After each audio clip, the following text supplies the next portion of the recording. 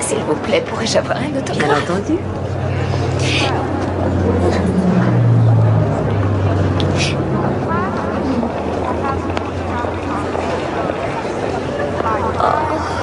Merci, Lady Sedgwick.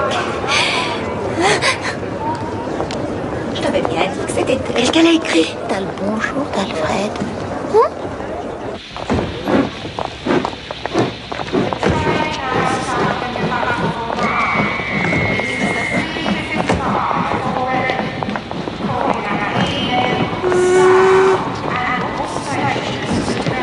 Mon billet est aller-retour. Aller-retour, oui. Merci. Merci.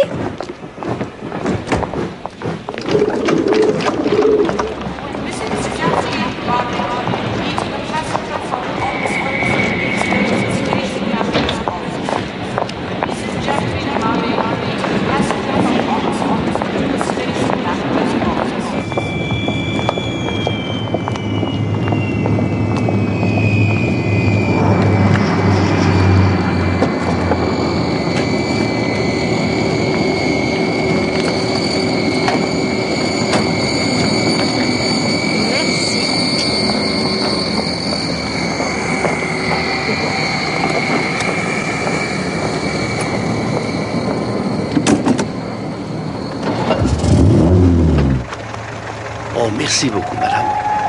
Hôtel Bertram, s'il vous plaît.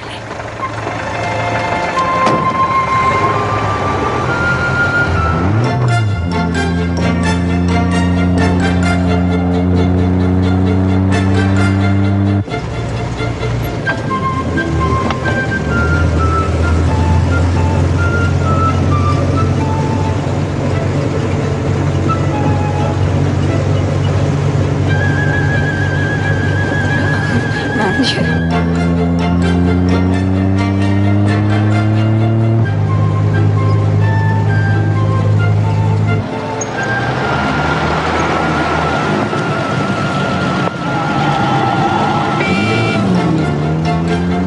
Mais c'est incroyable.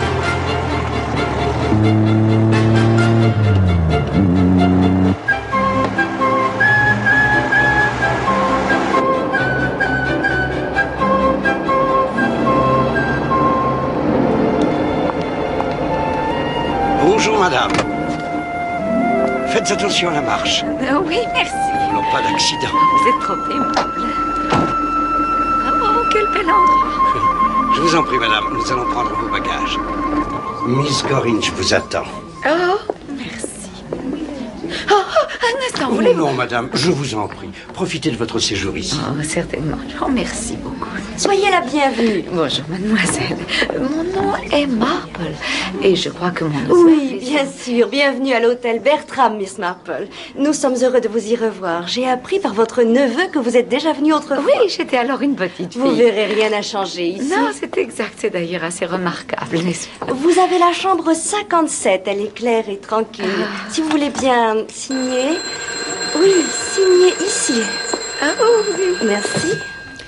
Allô? Mademoiselle, s'il vous plaît, je voudrais ma note. Vous désirez votre thé servi dans votre chambre? Mais certainement, madame.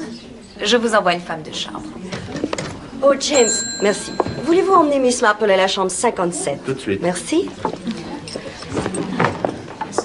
J'espère que vous serez bien installés. Je crois que c'est la vieille Jane Marple. On dirait une centenaire.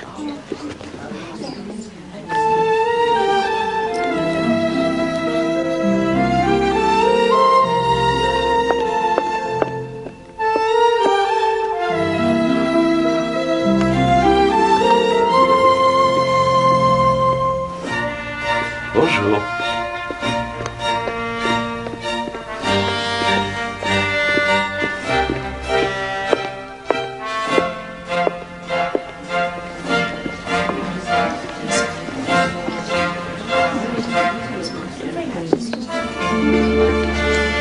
Je dois sortir quelques instants. Merci, colonel Lescombe. Bon après-midi, colonel. Bonjour, Humphreys. Alors, les résultats des cours de Newbury. Oh, un désastre. Cette pouliche de Harry était vraiment très mauvaise. Et cette Swanhilda? Oh, pas mieux. Elle est arrivée 4e. Dommage. Ah. Une vraie catastrophe. Bon, je ne peux pas trop m'attarder. Je dois aller à l'aéroport chercher une jeune fille. Elle revient d'Italie. Je suis son tuteur. Elle doit séjourner un moment en Angleterre.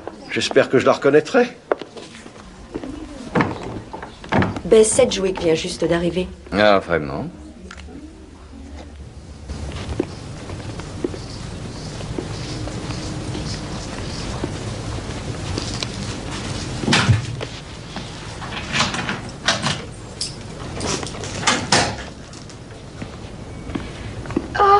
Chanoine Penny, father. Seigneur mon Dieu, serait-ce ma grande et chère amie? Ah.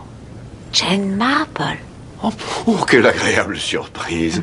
Oui, mais quand nous sommes-nous rencontrés la dernière fois, n'étiez-vous pas venu chez moi à Chetminster prendre le thé au mois de Eh juillet? bien, oui, c'est exact. Mais Oh, oui, je me rappelle. Maintenant, je vous ai confondu avec l'archevêque. aucune importance. Oh, j'ai bien peur que ma mémoire ne soit plus ce qu'elle était. La mienne est aussi très mauvaise. Alors, je suis persuadé que la vôtre est toujours aussi vivace, Miss Marple. C'est gentil à vous. Excusez-moi, je vous prie. Il faut absolument que nous passions un moment ensemble. Je m'en vais à Lucerne mercredi, je crois, pour un congrès d'histoire biblique, évidemment. Je serai de retour probablement le jour suivant, ou plutôt la nuit suivante. Oui, enfin, je serai à Londres le lendemain. Oui, c'est ça, le lendemain. Eh bien, j'espère vous voir demain. Eh ben, c'est ça. Et au revoir pour aujourd'hui. Au revoir. Bon, merci.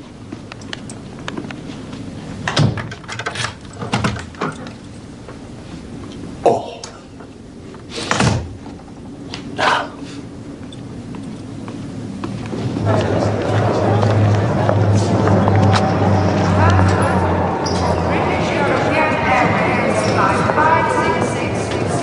Oncle Derek? Elvira, ma chère enfant. Viens, viens. Ah, je suis content.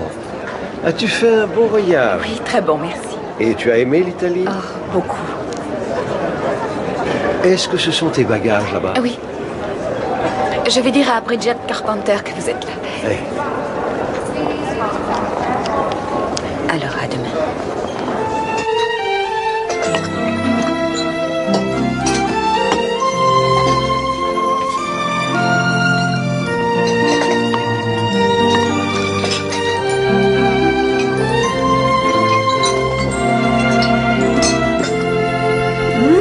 Des vrais muffins. C'est une denrée qui se fait rare. Vous savez, lorsque je suis allée en Amérique l'année dernière, j'ai lu sur les menus du petit déjeuner qu'on servait ce qu'ils appelaient de vrais muffins. Mais ce n'était pas vrai du tout, ma chère. À la vérité, il s'agissait de sortes de gâteaux grillés contenant des raisins secs. Oh, les Américains déforment tout. Je suppose que vous habitez toujours ce cher Sainte-Marie-Mide. Mais oui. Dieu du ciel. Cécile Longhurst. Elle s'est encore teint les cheveux. Ah, c'est un si charmant et ravissant village. Je suppose qu'il n'a pas changé d'un pouce. Ah ben non, pas exactement. Nous avons un nouveau lot de terrain à bâtir. Et aussi la plupart des boutiques ont des devantures modernes. Il faut bien accepter le changement. Le progrès, comme ils l'appellent. Bien qu'il me semble souvent que ce ne soit pas là un progrès, vous comprenez? Regardez toutes ces belles installations de plomberie qu'ils font à l'heure actuelle, n'est-ce pas? Avec tous ces dégradés de couleurs. Mais est-ce qu'aucun de leurs appareils fonctionne? Tirer ou pousser, ça ne veut plus rien dire. C'est bien vrai, hélas. Ben, Sedgwick. Ça, par exemple, je ne reviens pas. Ah, ma chère petite, j'espère que tu ne trouveras pas l'hôtel Bertram trop ennuyeux. C'est un endroit un peu vieillot. Mais il y a toutes sortes de vieilles personnes. Mais nous n'y resterons que pour une nuit. Seulement une nuit? Je vais donc chez la cousine Mildred demain? Oui, dans l'après-midi. Elle est très gentille. J'espère que tu seras heureux chez elle. J'en suis persuadée. Alors tant mieux. Pour l'instant, en tout cas. Quelle merveille. Voilà ce que j'appelle un vrai beignet à la confiture. Tenez, madame. Une fille vraiment extraordinaire. Je la connais depuis qu'elle est toute enfant. Personne ne pouvait rien faire d'elle. À 16 ans, elle s'est enfuie avec un palefrenier irlandais. À 16 ans, vous vous rendez compte? Ses parents se débarrassèrent du garçon, puis ensuite, par prudence, ils la marièrent au vieux Kennixton. Un bonhomme triste à mourir, mais qui était épris d'elle. Ça n'a pas duré longtemps. Ensuite, elle épousa l'Américain, une très grosse fortune. Elle en divorça au bout d'1 an. Et c'est alors qu'elle fit la connaissance de Johnny Sedgwick. Ça aurait pu durer, probablement, mais le pauvre s'est brisé le cou au cours d'un steeplechase. Ah oui, oui. Et depuis cela? Oh, on ne sait pas vraiment. Merci. Je ne crois pas qu'elle se soit mariée à nouveau. Mais il y a toujours beaucoup d'hommes dans sa vie. C'est une femme qui a besoin de leur compagnie. Oh, croyez-vous? Je dirais plutôt que pour ce genre de femmes, les hommes sont plus une aventure qu'une véritable nécessité. Et qu'est-ce qui vous amène à Londres, Célina? Bon, j'ai pris rendez-vous chez cet homme dans Harley Street pour faire soigner mon arthrite. Oh, et que vous a-t-il fait? Eh bien, il m'a attrapé le cou et l'a tordu comme s'il étranglait un poulet. Oh, juste ciel. C'est extraordinaire. Je peux regarder par-dessus mon épaule droite pour la première fois depuis des années. Oh. Voici le vieux Dickie Ludgrove. Vous le connaissez, Justice Ludgrove. Vous n'avez pas été au courant de ce qui lui est arrivé la dernière fois qu'il était ici? Ma chère, il a bien failli se faire arrêter. Vous vous souvenez de ce fameux hold-up dans une banque il y a quelque temps déjà? Lequel était-ce? Il y en a eu tellement cette Si, année. celui de la Banque de Londres et métropolitaine. On parle de la succursale de Carmel Street. Ah oui, c'est ça. Eh bien, apparemment, un délégué à la liberté surveillée a déclaré avoir vu le vieux Dickie Ludgrove tout près du lieu du crime avec un comportement assez suspect. Sauf bien sûr que ce n'était pas lui. Il était descendu ici à l'hôtel Bertram et à 7 heures, il se trouvait au tribunal. Mais imaginez s'il n'avait pas eu un alibi. Un homme dans sa position. Oh, a-t-on retrouvé celui pour qui on l'a pris? Enfin, l'autre? Non, je ne crois pas. Oh, comme c'est intéressant. Ah oui, la police semble incapable de résoudre quoi que ce soit de nos jours. Avez-vous envie de quelque chose d'autre, mesdames? Nous avons un délicieux gâteau à l'anis Un aujourd'hui. gâteau à l'anis? C'est parfait, Henri. Je n'ai pas mangé de gâteau à l'anis depuis Dieu seul sait quand. En voulez-vous, Jane? Et c'est du vrai gâteau à l'anis? Oh oui, madame. Le cuisinier en a la recette depuis des années. J'en prendrai. Voyez-vous toujours ma mère? Occasionnellement, Et où est-elle maintenant? à l'étranger. Que fait-elle? Mais je ne le sais pas, mon enfant. Est-ce qu'elle demande parfois à me voir? Je ne saurais te le dire, Elvira. En d'autres termes, c'est non.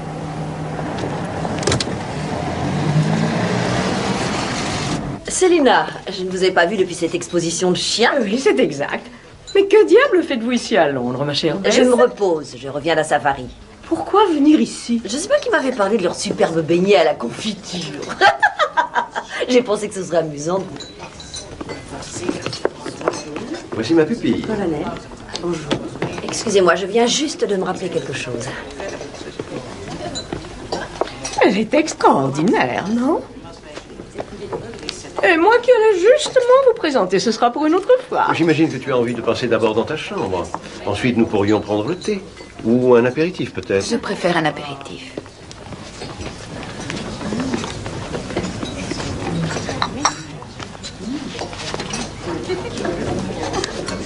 Célina, savez-vous qui est ce monsieur? Mais qui ça? Cet homme qui vient de se lever. On n'est personne en particulier. Surprenant. Tout le monde ici semble être plutôt quelqu'un en particulier.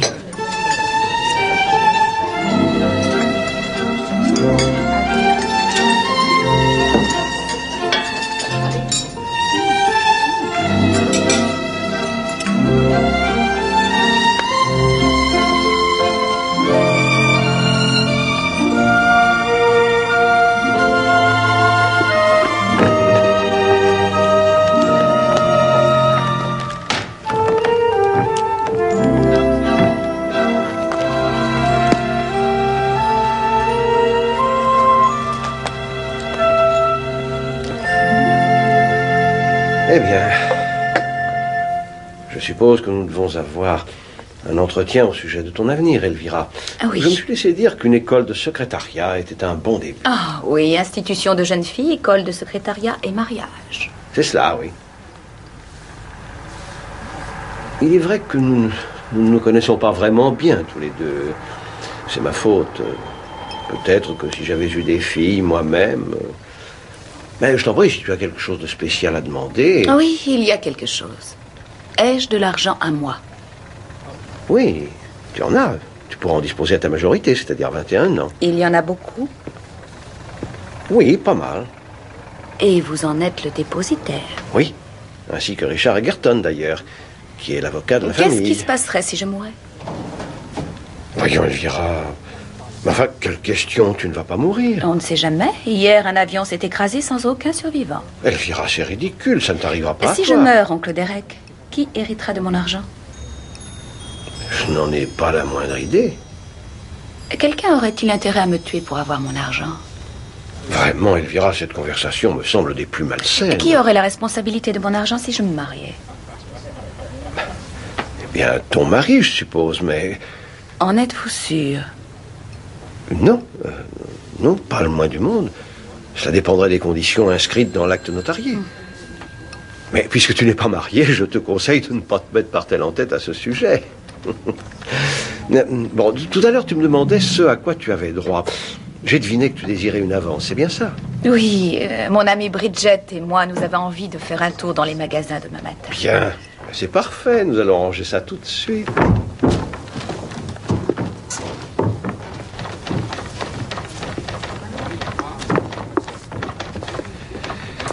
Est-ce que Lady Sedgwick est descendue ici?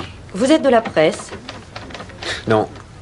Soyez assurés que le nom de l'hôtel Bertram's demeurera à jamais confidentiel. Elle est ici, donc. Oui, nous avons cette chance. Désirez-vous que je... Non. Non, je veux juste lui laisser un mot. Je voulais m'assurer que c'était le bon hôtel. J'ai dû le laisser dans le salon. Je ne sais plus, c'est-à-dire, en fait, je suis pas sûre. Nous allons le chercher pour vous, madame. Oh, merci Henri, vous êtes toujours si gentil, vraiment. Mais d'où il sort, je vous demande un peu. Je ferai en sorte que Lady Sedgwick ait votre mot. Et maintenant, s'il y a autre chose, monsieur? Vous n'essayez pas de vous débarrasser de moi, tout de même. Oh, quel est le numéro de téléphone d'ici? C'est 11-29, c'est bien ça? Non, c'est 39-25. Et c'est Regent? Non. Mayfair. Curieux. J'aurais juré pourtant que c'était Regent 11-29. Arrivederci. Ce n'est vraiment pas le genre de l'hôtel. J'ai l'impression de connaître ce jeune homme. Oh. Ah oui, je sais. Ça n'est pas ce pilote de course qui a eu un grave accident il y a 2 ou 3 ans. Il a un nom imprononçable, je crois bien. Ladislas Malinowski.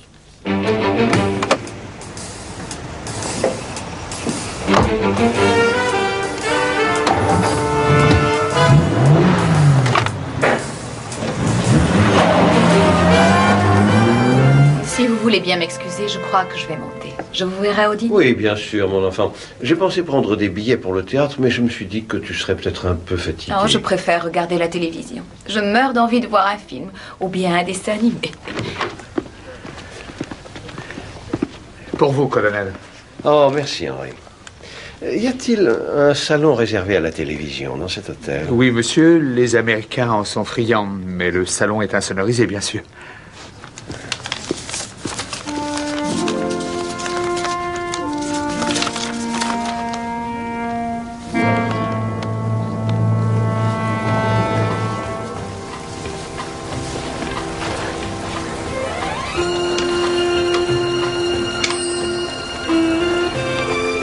Allô, ici la chambre 43.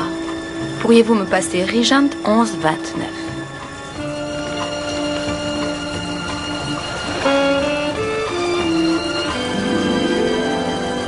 Allô, Ladislas? C'est moi. Oui, tu as été merveilleux. Quand est-ce que je te vois? Oh non, c'est trop loin, je t'en prie. J'ai tellement envie de te retrouver. Derek, enfin. Vous avez eu mon petit mot? Je ne savais pas que vous étiez ici, ben sinon je ne l'aurais pas amenée. Où est-elle maintenant? Elle regarde la télévision.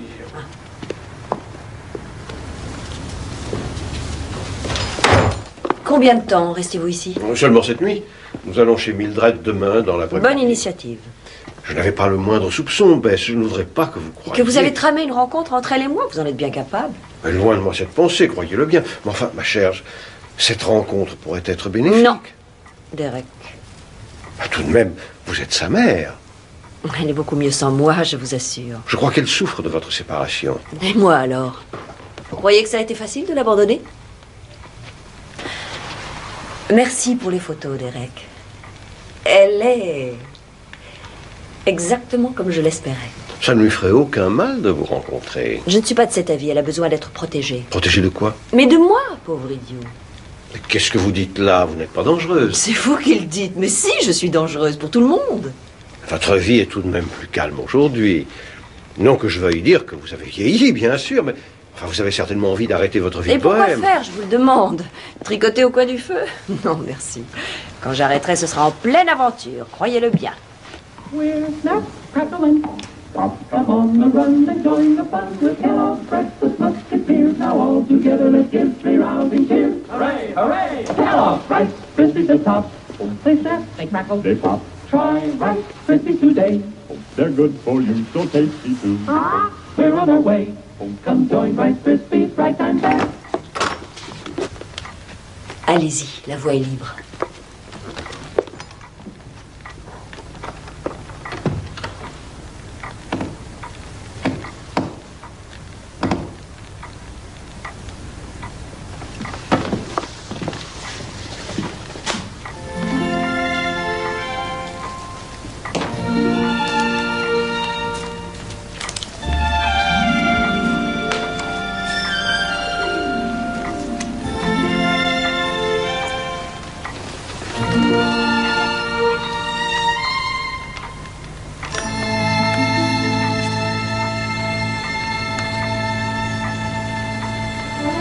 Le mois prochain, Alan Brewster et son équipe vont tenter d'escalader le pic du Diable par la face nord. Cette tentative n'a été couronnée de succès qu'une seule fois, c'était en 1938, lorsque Sir David Squire avait conduit son équipe sur cette même face nord. Parmi les membres de cette fameuse équipe, une seule femme, la jeune Bess Sedgwick. Oh, mais quelle coïncidence. Elle est descendue dans cet hôtel, justement. Ici? Au Bertram? Oui. Vous en êtes sûre? Nous l'avons vue tout à l'heure, n'est-ce pas, Jane? Oui, c'est exact. Quelle créature vraiment extraordinaire. Je l'ai connue quand elle était toute jeune. Elle avait tous les culots. Elle montait en concours hippique, participait comme pilote à des rallyes de bateaux à moteur. Elle faisait des choses que les femmes ne sont pas censées faire d'habitude. Et toujours avec bonheur, je dois dire. Le pic du Diable est un des plus dangereux de la chaîne des Alpes. Plus d'une dizaine d'hommes y ont laissé leur vie en tentant de l'escalader. Oui, Sir Humphrey, le chauffage a été réparé. Ce n'est pas trop tôt, merci. Bonne nuit, Bonne Sir nuit. Humphrey. Je voudrais ma clé, s'il vous plaît. Juste une minute, mademoiselle Blake.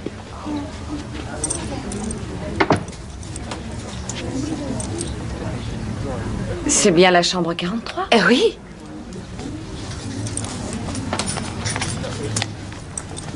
Oh, est-ce que je suis bête? Elle était dans mon sac, excusez-moi. Bonne nuit. Bonne nuit. Bonsoir, oncle Derek. Justement, je vous cherchais.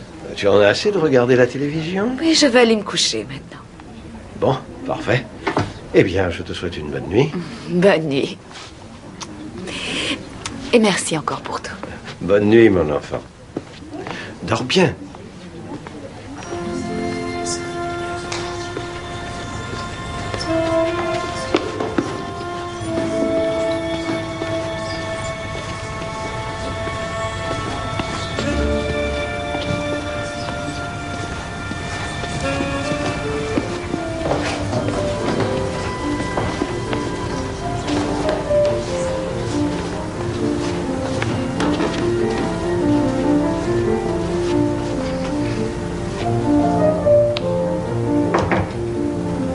Entrez. Entrez.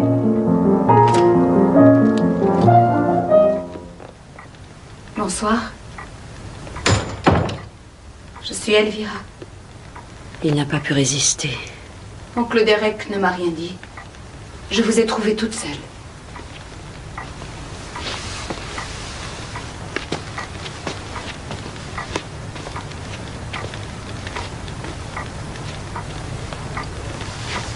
Qu'est-ce que tu veux?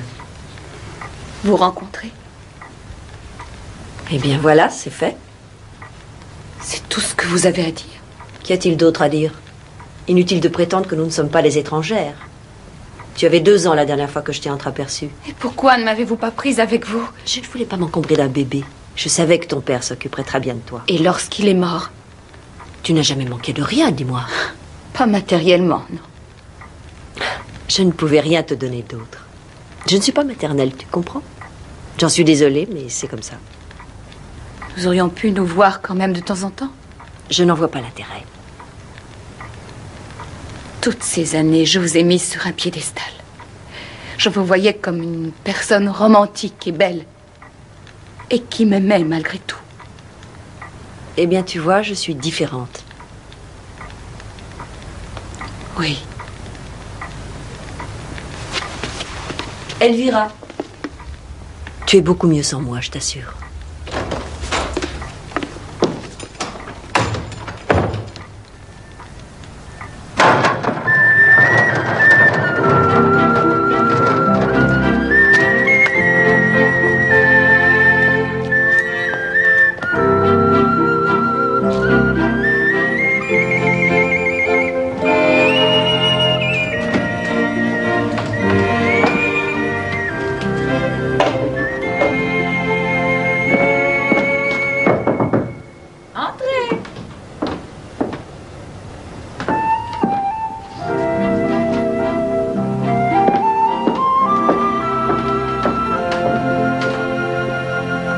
Bonjour, madame. Oh, bonjour.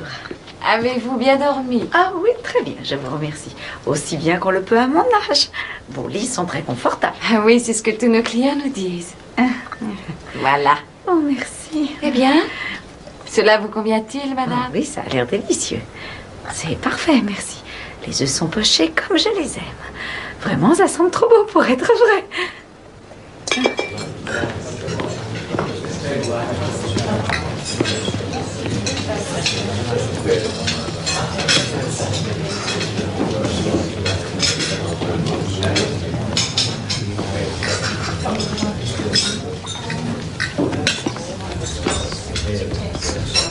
Mais tu n'as pas faim? Non, pas tellement. Tu te rattraperas à l'heure du déjeuner, mon enfant. Je vais te déposer, ainsi toi et ton ami pourrez faire tranquillement vos achats. Ensuite, nous nous retrouverons chez Prunier avant de partir chez la cousine Mildred. Bien. Qu'est-ce qui ne va pas, Elvira? Je l'ai vu la nuit dernière. Ah, et qui donc? Vous le savez très bien. Ah. Et tu as fait connaissance avec elle? Oui. Mais j'ai eu bien tort. Bonjour. Je te retrouve dans le hall dans une demi-heure, d'accord? Oh, bonsoir, Miss Marple. Je veux dire bonjour. Oh, tiens, vous faites des courses? Oui, j'y vais de ce pas. Eh bien, moi, je vais au club Ationum, figurez-vous. Oh. Ah non, c'est demain. Où est-ce que je vais aujourd'hui? Ah oui, je sais. Au British Museum, c'est ça. Oui, enfin, je crois. Mon Dieu. Oh, je l'avais oublié. Merci, monsieur le chanoine. Merci. Oh, bonjour, monsieur le chanoine. Voilà. Bonne journée. Faites bien attention à vous.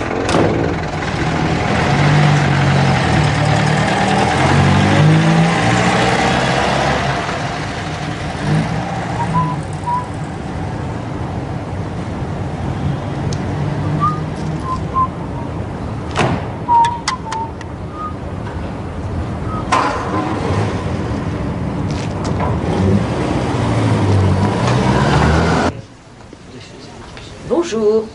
Bonjour.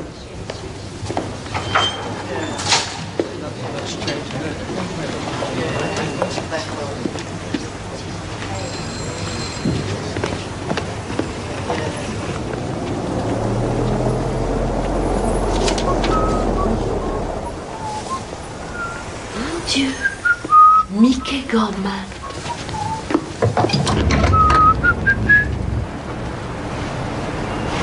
Ce n'est pas possible. Je t'ai reconnu lorsque tu es arrivé ici hier. Ah, je ne peux pas en dire autant.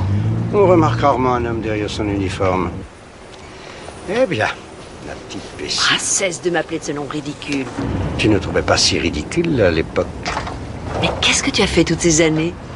De choses et d'autres. J'imagine. Et au contraire, moi je sais tout de toi. Je t'ai suivi de loin en loin. Tu as fait une belle carrière.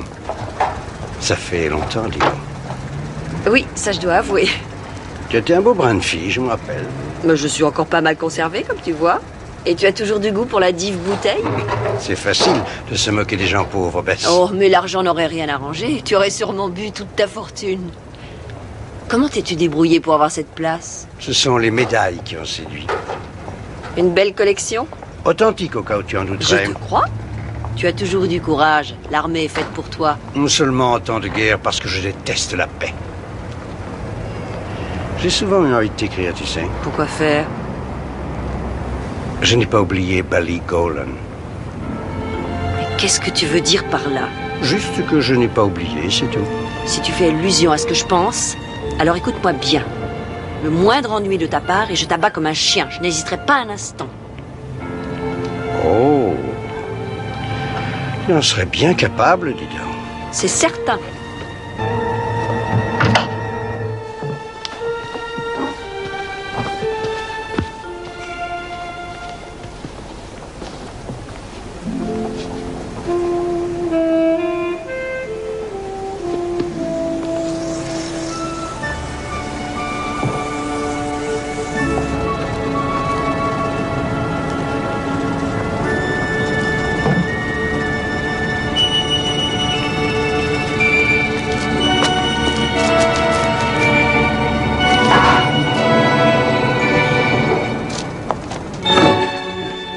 Monsieur Humphrey.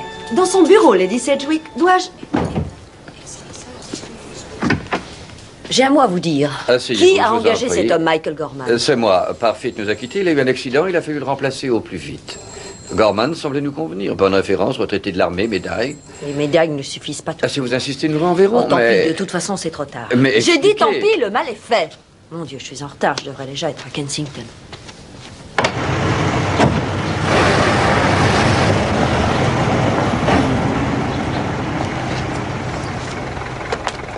Un taxi, madame? Eh bien, je voulais prendre l'autobus. Oh non, madame, ne prenez pas l'autobus par les temps qui courent. Tous ces gens qui vous bousculent sont parfois très dangereux. Je vais vous appeler un taxi. Et ainsi, vous voyagerez comme une reine. Oh, mais non, alors, très bien, d'accord. Où allez-vous, madame? Au magasin Army et Navy, s'il vous plaît. Kensington et vite, je vous prie.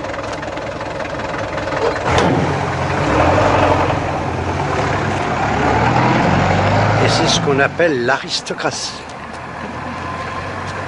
En voilà un autre, madame. Merci. Faites attention à la marche. Au magasin Army et Navy. Tout compte fait, chauffeur. J'aimerais aller à Kensington, s'il vous plaît. Merci. C'est un endroit plutôt ordinaire pour nous rencontrer. Tu aurais voulu quoi? Je sais pas, suspendu aux aiguilles de Big Ben? On ne vit pas assez dangereusement comme ça? Pourquoi étais-tu en retard? Il est arrivé quelque chose à l'hôtel Bertram. D'ailleurs, j'y pense. Qu'est-ce qui t'a pris de venir hier? Je voulais voir si tu y étais. Espèce d'idiot, tu sais très bien qu'on ne doit pas te voir là-bas. Mais pourquoi? Tout le monde sait que nous sommes amis. Tu n'avais pas une autre raison d'y venir? Tu es toujours aussi soupçonneuse à ce que je vois. Je te connais, espèce de menteur. C'est pas une histoire de femme? Enfin, pourquoi dis-tu cela? Parce qu'avec toi, il y a toujours une histoire de femme. Je ne suis pas assez idiot au point d'en avoir à l'hôtel où tu es descendu, Bess. T'en es sûr? Je me demande. Tu es capable de tout.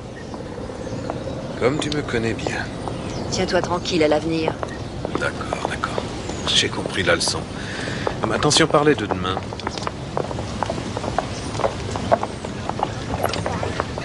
Alors, tout est réglé? Oui, Et tu as écouté la météo? bien sûr.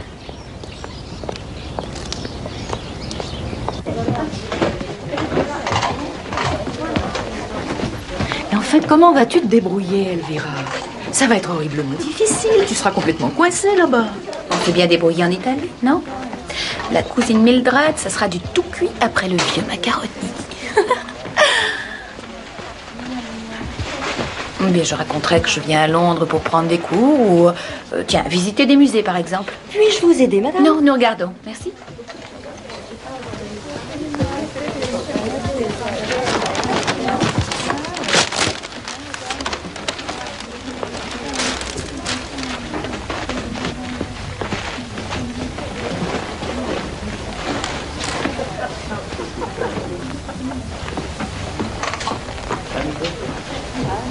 Bon, alors, à propos de demain.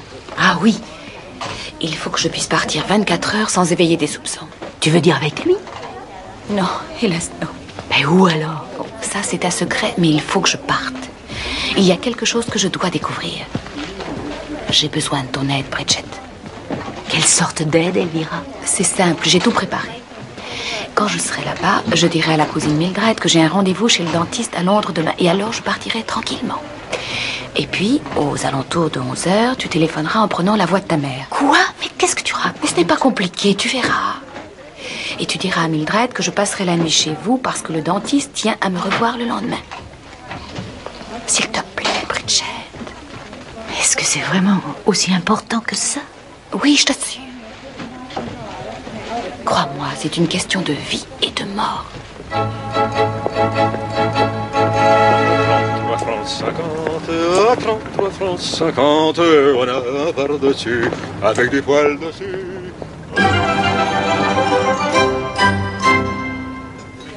Bonsoir, monsieur. Bonsoir, madame. Ça fait plaisir de vous revoir. Voulez-vous conduire monsieur et madame Cartier à la table numéro 2? Des Français.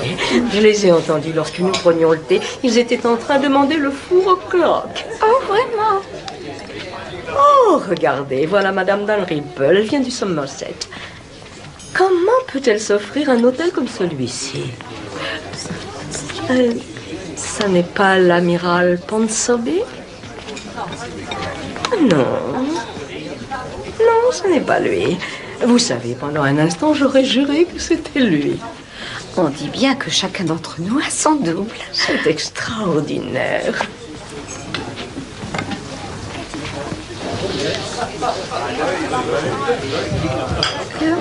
Dites-moi, Célina, est-ce que Bess Sedgwick a eu des enfants avec Lord Coniston? Maintenant que vous me le dites, je crois qu'il y a eu un bébé. C'est lui qui en avait la garde. Est-ce une fille? Oui, ça doit être une jeune fille alors qu'il est. Ah, cela explique tout. Ça explique quoi? Eh bien, presque tout. Au revoir, maman. À plus tard.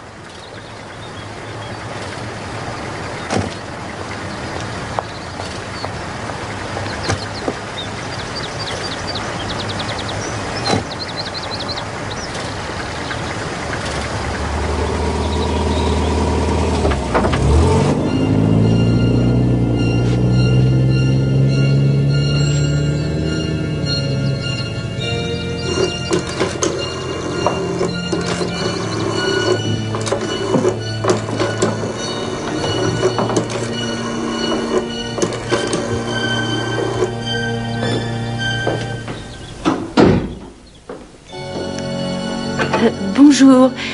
Pourrais-je parler à Madame Melford, je vous prie?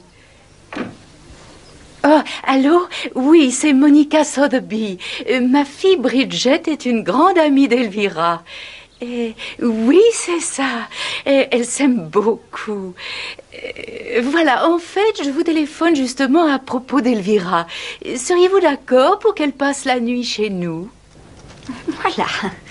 Oh, ma chère. Vous savez, j'ai beaucoup cherché. De nos jours, c'est pratiquement impossible d'en trouver un qui ne soit pas couvert de petits moutons roses ou de petits chats ou encore de la statue de Nelson. Ah, celui-là, je vais le transformer pour en faire un coussin à mon goût. Oh, oh, comme c'est joli. Oui, celui que j'avais autrefois est en morceaux. Je l'ai depuis que je suis toute petite, vous savez. Oh, toutes ces choses que j'avais l'habitude de cacher dans mon petit coussin du soir. Des photographies, des lettres d'amour. Mon journal. Ah oui, c'est vrai. Un jour, j'avais mis une carte de la Saint-Valentin dans le mien. Je l'ai gardé des années. C'était un jeune homme qui me l'avait envoyé. Il s'appelait Lionel Mattingly. Un amoureux, Jane? Et que s'est-il passé alors? Rien du tout. Maman a mis fin à l'histoire. Vous voulez dire que vous ne l'avez jamais revu? Oh, bien sûr que si, je l'ai vu quelques années après. Mais bien entendu, maman avait eu raison. Une jeune fille a besoin du regard avisé de sa mère.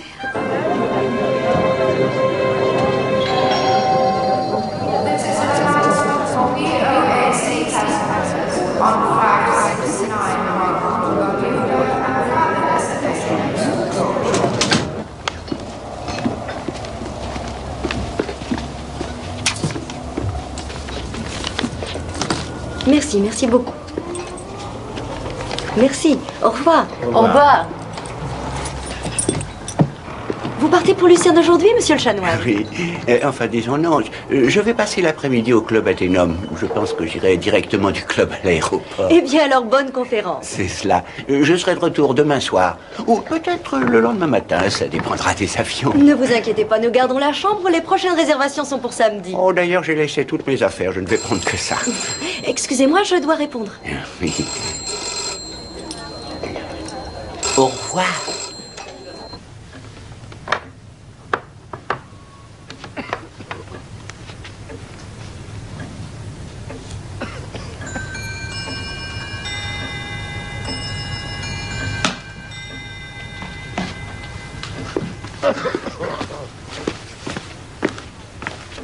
Penny Father! Et comment allez-vous? Ah, docteur Whittaker, ça me fait plaisir. Et je ne vous ai pas vu depuis cette conférence sur les manuscrits de la mère morte, vous vous souvenez? Je suis surpris que vous ne soyez pas au congrès de Lucerne. Ah, j'y suis, ou plutôt je dois m'y rendre. Il faut que j'aille prendre mon avion. Je n'ai pas le temps de rester plus longtemps. Mais enfin... Mais à quelle date a lieu le congrès? Et demain, le 19, je crois. Je vous tiendrai au courant de ce qui sera passé. Mais mon cher ami... Eh bien, je vous verrai au dîner, Jane. Oh, oui, bien entendu. Oh, voilà Dolly Lidbeth. Dolly!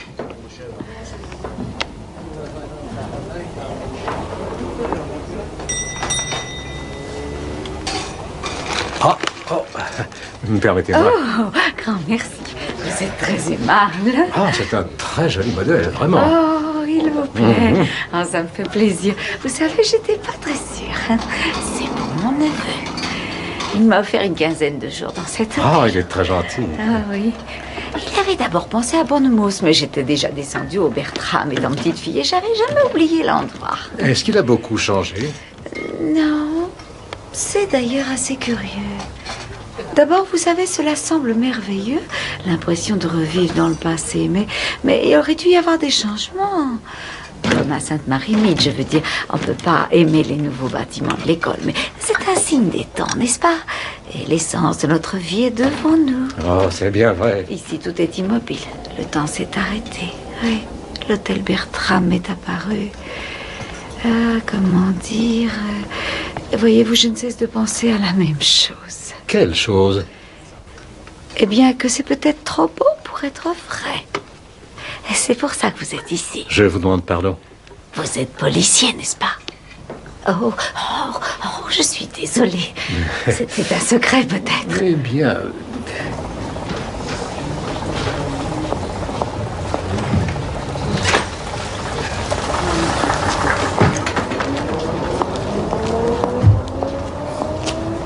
Bonsoir, monsieur. Bonsoir, je viens enregistrer. C'est le vol pour Lucerne. Et votre billet, s'il vous plaît, et votre passeport.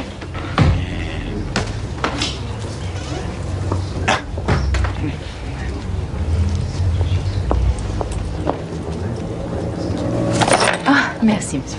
Merci. Et, comment est-elle arrivée là? Bien. Ah, je suis désolée, monsieur, mais ce n'est pas le bon billet, hein, regardez. Ah non, non, c'est celui-là, vol 200 et quelque chose, je crois bien. Attendez, donc selon passer mes lunettes. Mais c'est la date, monsieur. Ce billet est daté du 18. Et nous sommes aujourd'hui le 19. Oh, mais ce n'est pas possible. Ça signifierait que mon avion est parti hier, alors? Oui, monsieur. Et que la conférence se tient en fait aujourd'hui? Merci.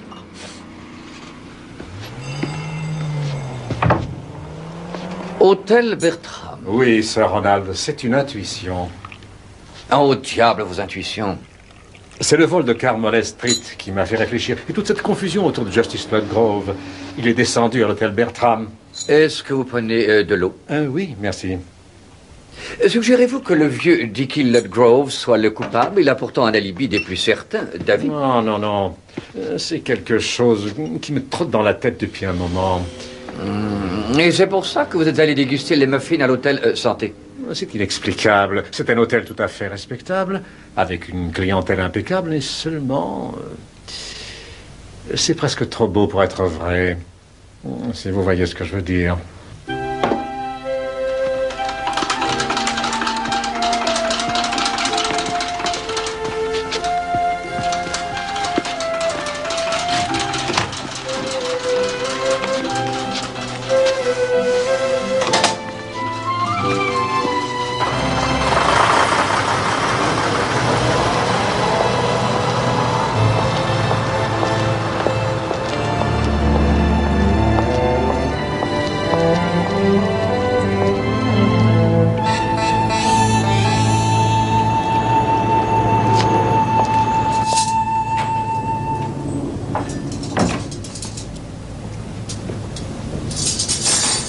Que puis-je pour votre service? Une table pour une personne, s'il vous plaît. Choisissez celle que vous désirez, monsieur. Merci, tenez. Je vais prendre celle-là, près du radiateur. C'est frisquet dehors. Un bon curé vous réchauffera.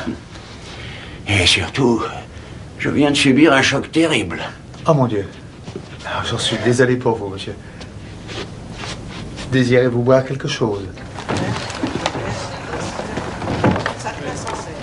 C'est l'heure, Bert.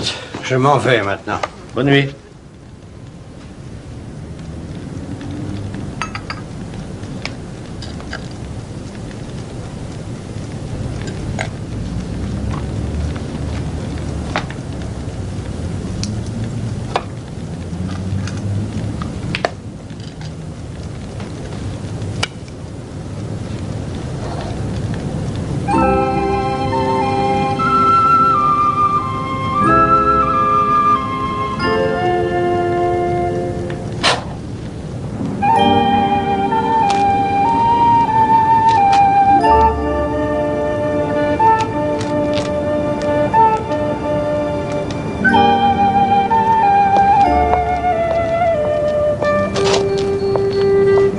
Ah, te voilà enfin.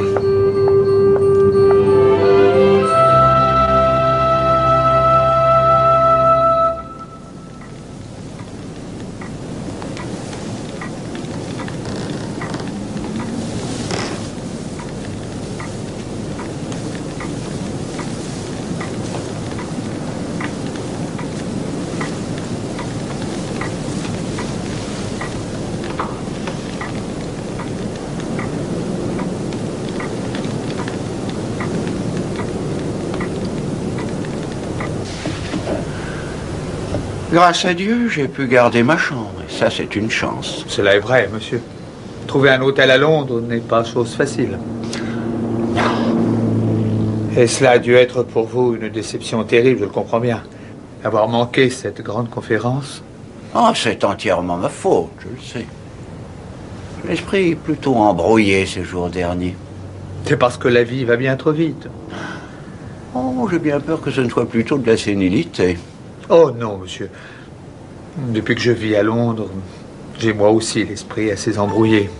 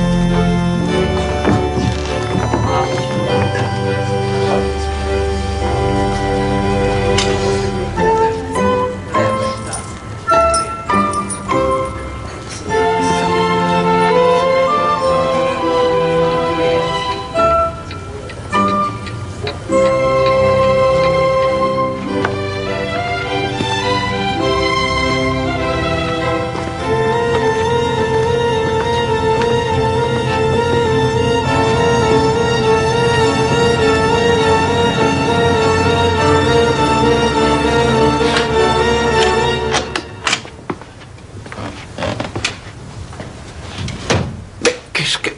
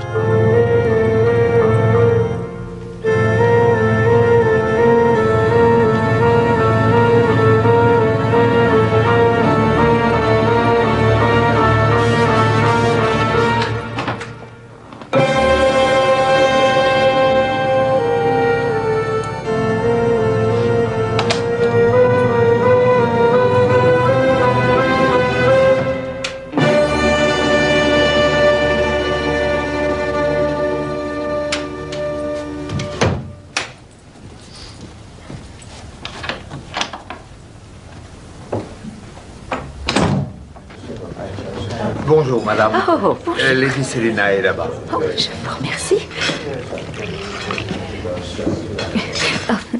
Puis-je... Mais bien sûr. Merci infiniment. Bonjour, chère Jane. Avez-vous appris les nouvelles? Quelle nouvelle?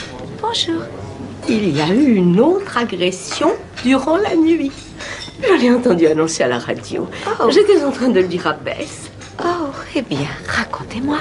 Le train postal irlandais. Apparemment, ils ont dérobé tous les bagages importants pendant que les passagers étaient endormis. Ils ont mis la main sur une petite fortune. On pense qu'il s'agit de la même organisation que pour la banque. Y a-t-il eu des personnes blessées? Non, seulement détroussés et ligotés, ma chère. C'est un très beau coup, ni vu ni connu. Henri, puis-je avoir d'autres toasts, s'il vous plaît? Tout de suite, madame. Oh, ça alors. Les passagers en provenance de Genève sont priés de contacter Air Italia.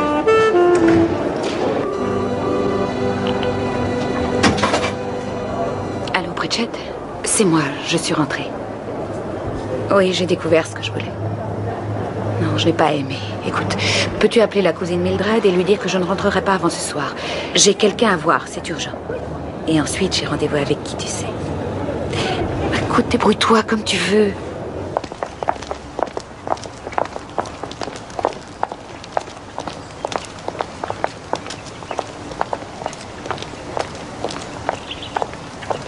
La dernière fois que je vous ai vu, vous aviez à peine 10 ans, je crois.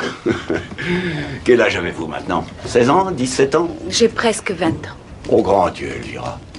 Je dirais que les scombes parlent toujours de vous comme si vous étiez encore une enfant. Je sais, mais je ne suis pas une enfant, monsieur Egerton. Non. Oui, un peu. Je crois que vous étiez à l'étranger pour vos études. En Italie, si ma mémoire est exacte. Exact.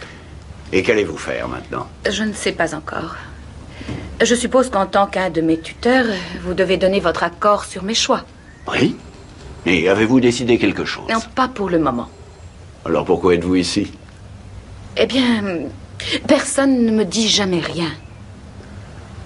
Vous voulez dire rien à propos de votre vie? C'est ça.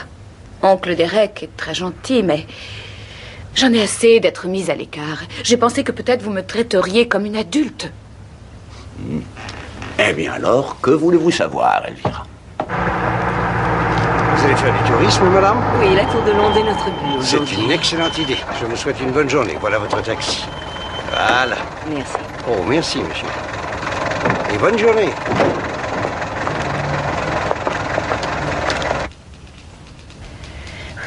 Alors, je suis vraiment très riche?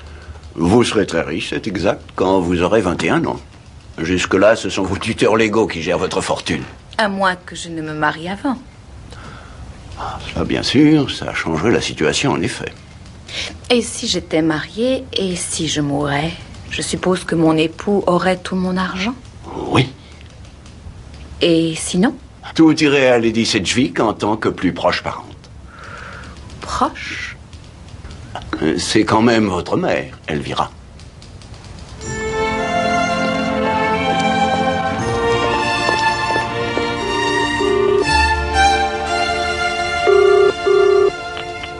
Allô, j'écoute. Colonel Lesgombe, s'il vous plaît.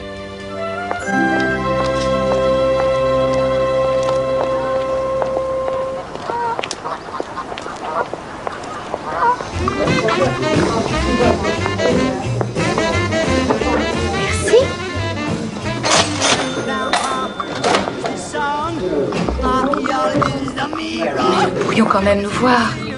Oui, bien sûr. Je veux dire, plus souvent, je peux venir en ville autant que tu le voudras. Tu ne dois pas prendre des risques stupides. Pour toi, je risquerais n'importe quoi.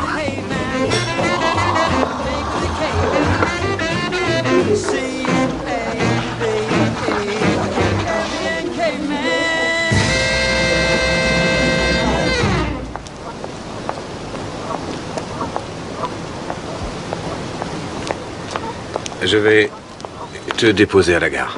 La prochaine fois, j'emprunterai la voiture de Mildred. J'aimerais ne pas avoir à partir. Moi aussi. Oh, si seulement nous pouvions être toujours ensemble. Un jour. C'est promis? Et il ne faut pas rater ton train. Promets-le.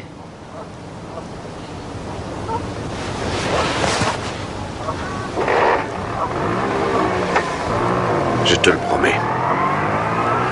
Je t'aime.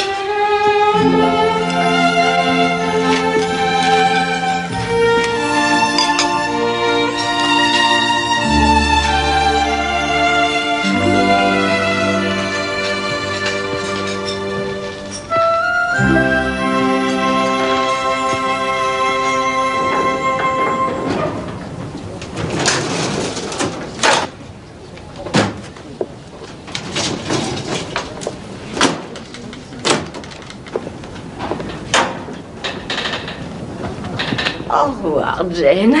Vous m'écrirez, n'est-ce pas, ma chère? Ah oui. Et peut-être qu'un de ces jours, j'irai vous rendre visite dans ce cher Sainte-Marie-Mille. C'est d'accord? Oui, faites-moi ce plaisir. Ah. Au revoir, Lady Selina, et bon voyage. Merci beaucoup. Au revoir. Ah, Miss Gorringe, me revoilà. Je suis venu pour voir Lady Sedgwick. Nous avons rendez-vous. Un instant, colonel. Alice, passez-moi la chambre de Lady Sedgwick. Voulez-vous? Oh, Lady Sedgwick? Miss Gorringe à l'appareil? J'ai le colonel Luscombe qui est ici. Certainement. Voudriez-vous monter dans sa suite, colonel? C'est le numéro 2, premier étage. Merci. Oh, pardonnez-moi. Vous ne me connaissez pas. Nous nous sommes juste entrevus, je crois. Voilà, oui, j'étais ici lorsque vous êtes venu la semaine dernière. Ah oui? Oui, avec votre nièce, n'est-ce pas? Ma pupille. Ah oui, voilà. Je me demandais si je pouvais m'entretenir avec vous. En privé. Eh bien... Merci. J'ai préféré ne pas en parler à Lady Sedgwick étant donné les circonstances. Oui, asseyons-nous. Merci. Écoutez, j'espère que vous ne trouvez pas cela présomptueux de ma part. J'ai pas l'habitude de mêler des affaires des autres et je ne l'aurais pas fait s'il n'y avait pas eu cette ressemblance avec Basil Twiggs. Je vous demande pardon. Quelqu'un de mon village. Un fameux coureur de jupons. Non, je suis désolé, mais je ne suis pas sûr. Je pensais qu'il fallait que vous le sachiez si vous ne le savez pas déjà. Oh, bien sûr, je pourrais me tromper. Il est peut-être un ami de la famille. C'est qui, madame? Mais alors, s'il est un ami, pourquoi ont-ils fait semblant d'être des étrangers l'un pour l'autre quand il est venu ici la semaine dernière? Merci beaucoup, Madame Cabot. Et alors, cette soirée hier au Haymarket, ça vous a plu? Oh oui, absolument. C'est un théâtre tellement délicieux et ravissant. J'ai d'ailleurs dit à Elmer, imagine-toi un peu ce cher Henry Irving en train de traverser la scène du théâtre. Hôtel Bertram, à votre service. Ah oui. Qui dois-je annoncer, madame? C'est pour vous, Miss Gorringe. Une madame Macri. Elle dit qu'elle est la gouvernante du chanoine Pennyfather.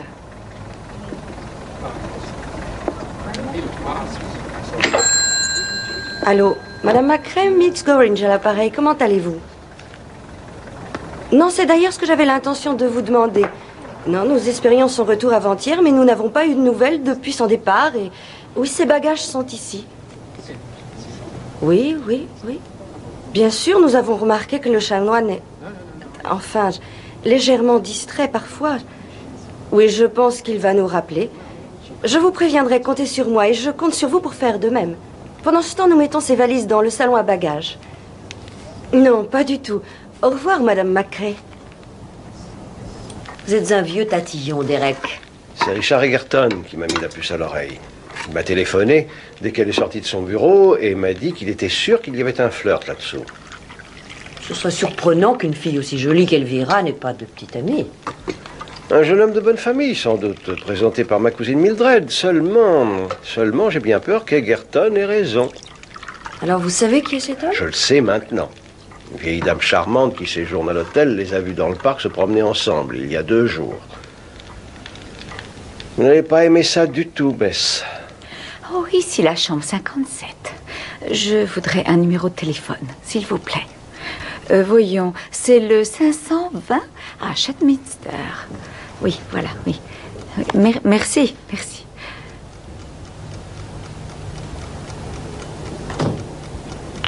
Oh, Madame McCrae, c'est Jane Marple à l'appareil.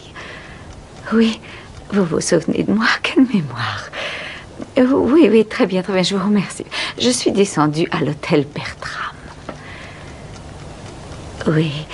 Oui, et c'est pour cela que je vous appelle. Ne croyez pas que je mêle de ce qui ne me regarde pas, Madame McCrae.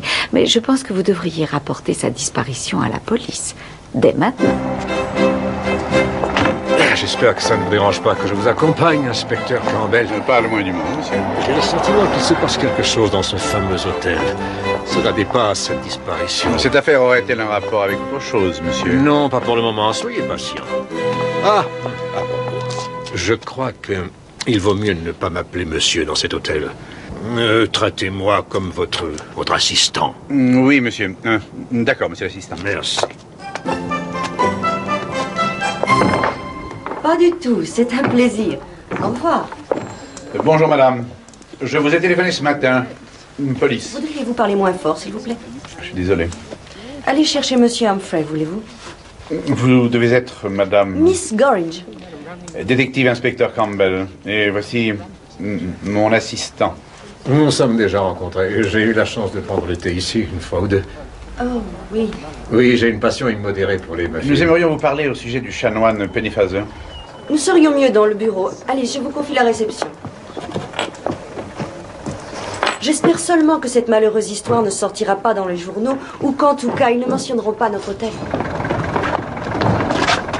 Bonjour, Bessie. Je t'ai déjà dit de ne pas m'appeler par cet horrible surnom, Michael Gorman. Je te plaisais pourtant quand on était à Ballygolan. Écoute, tu veux me laisser passer? Je n'ai pas que ça à faire. Tu as l'air bien pressé. Où vas-tu donc? Je vais m'occuper d'un autre idiot de ton espèce. Oh, ne sois pas comme ça. Je me demandais si on ne pourrait pas avoir une petite conversation. Pour que tu essaies encore de me soutirer de l'argent, je t'avais pourtant bien Tu n'as prévenu rien l'autre compris jour. du tout, Bessie. Ah, tu crois cela? Si c'était du pognon que je voulais, j'ai d'autres sources bien plus intéressantes que les tiennes.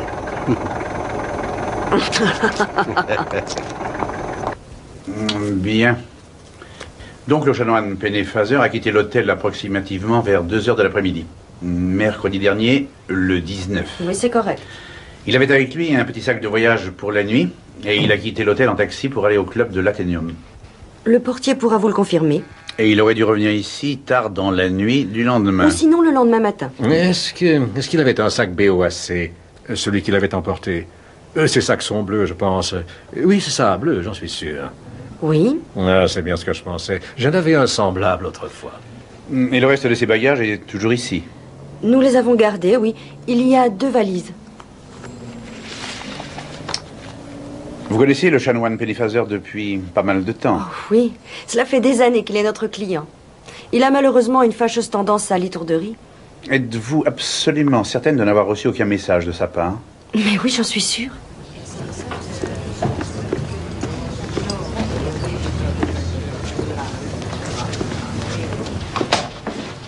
Oui, Miss Gorringe. Oh, Monsieur Humphrey, ces 2 messieurs ici présents sont de Scotland Yard, au sujet du chanoine Pennyfather. Ah, vous avez téléphoné, c'est ça? C'est une histoire curieuse. J'espère qu'il ne lui est rien arrivé. C'est un homme merveilleux, de la vieille école. L'inspecteur Campbell me demandait justement s'il pouvait interroger le personnel de l'hôtel. Nous serons heureux de pouvoir vous aider, bien sûr. Qui désirez-vous voir, inspecteur? Le maître d'hôtel qui servait le chanoine Pennyfather à table, par exemple. Henri va vous conduire à lui. Henri? C'est le chef des maîtres d'hôtel. Une forte personnalité. Il est très apprécié de nos clients. Quelqu'un d'autre? Oui, la femme de chambre, Rose Shelton. Je peux aussi vous arranger cela. Elle doit prendre son service à... Vers 5h30, monsieur Humphrey. Mais peut-être qu'en attendant, vous aimeriez prendre le thé au salon. Non, il vaut C'est mieux une que- excellente idée. Qui pourrait résister à un thé dans votre charmant hôtel? Bonjour, Miss Marple. Ah, bonjour. Puis-je avoir du thé? Mais bien sûr. Puis-je me joindre à vous? Oh, je vous en prie. Voulez-vous que je vous aide? Oh, merci. Oh, comme vous êtes aimable.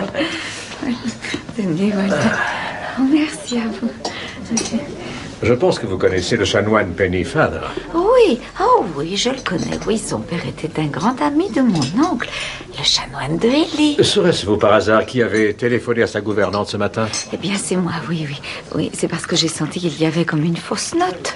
Voyez-vous, je me suis rendu compte le mercredi soir qu'il devait y avoir une confusion. Mercredi, vous dites? Oui, j'ai pensé que peut-être il avait dû manquer son avion.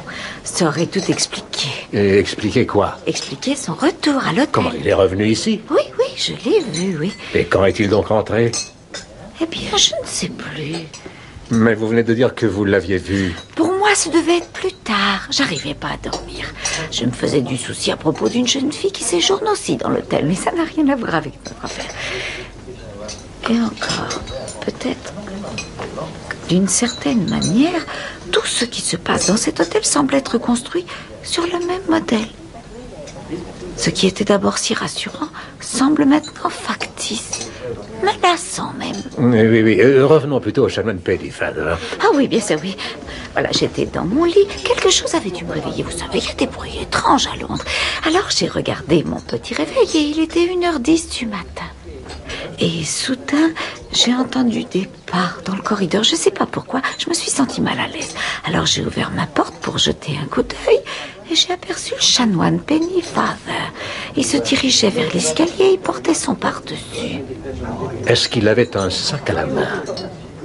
Non, il n'avait rien. Très intéressant. J'ai pensé qu'il devait y avoir un rapport, vous comprenez? Un rapport? Oui, avec la disparition du chanoine. Et tout ce qui se passe ici, dans cet hôtel. D'accord.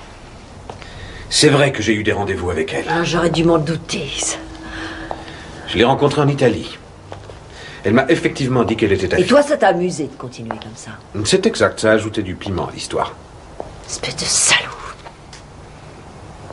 Elle sait à propos de toi et moi? Non, pas que je sache. Depuis quand tu t'intéresses à ce qu'elle peut Depuis ressentir? aujourd'hui! Elle est jeune et vulnérable. Je ne vais pas te laisser gâcher son existence. Tu crois que je ferais ça? Ah oui. Je sais ce que c'est d'avoir son existence complètement fichue à son âge. À partir d'aujourd'hui, tu vas la laisser tranquille, c'est compris? Et sinon?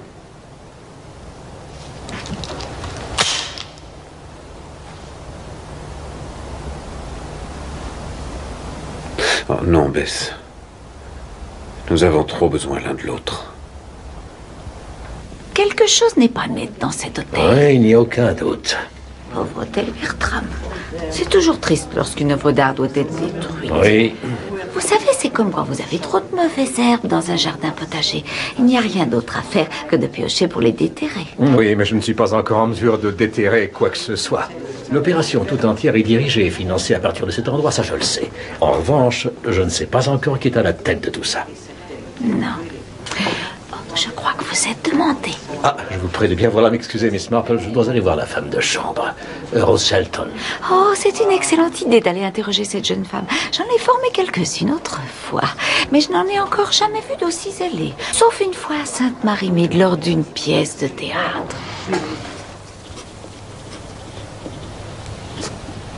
Et vous n'êtes pas entré dans sa chambre pendant cette journée de jeudi? Si, monsieur, je suis allée comme d'habitude pour faire le ménage. Et nous faisons les chambres tous les jours, monsieur. Et ensuite, j'ai rapporté ces 2 chemises que j'avais lavées pour lui. Le lit avait-il été défait? Non, monsieur. Et vous n'avez rien marqué d'autre dans la salle de bain? Les serviettes de toilette, par exemple. Juste une serviette humide. Il a dû se laver les mains avant de partir, c'est ce que j'ai pensé en tout cas. Mais il n'y avait rien qui puisse suggérer qu'il soit revenu dans la chambre tard le soir de cette même nuit. Oh, non, monsieur.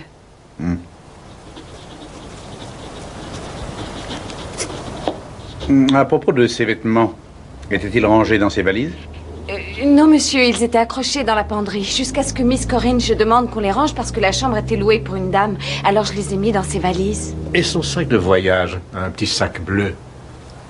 Je vous demande pardon, monsieur. Oui, et son sac marqué BOAC. Vous l'avez sûrement remarqué. Ah oui, le sac. Oui. C'est-à-dire, non. Enfin, il l'a emporté à l'étranger avec lui. Il n'est pas allé à l'étranger. Alors il l'a sûrement laissé quelque part. Ou encore il est revenu et puis il l'a laissé avec ses autres bagages. Oui, c'est cela, je crois.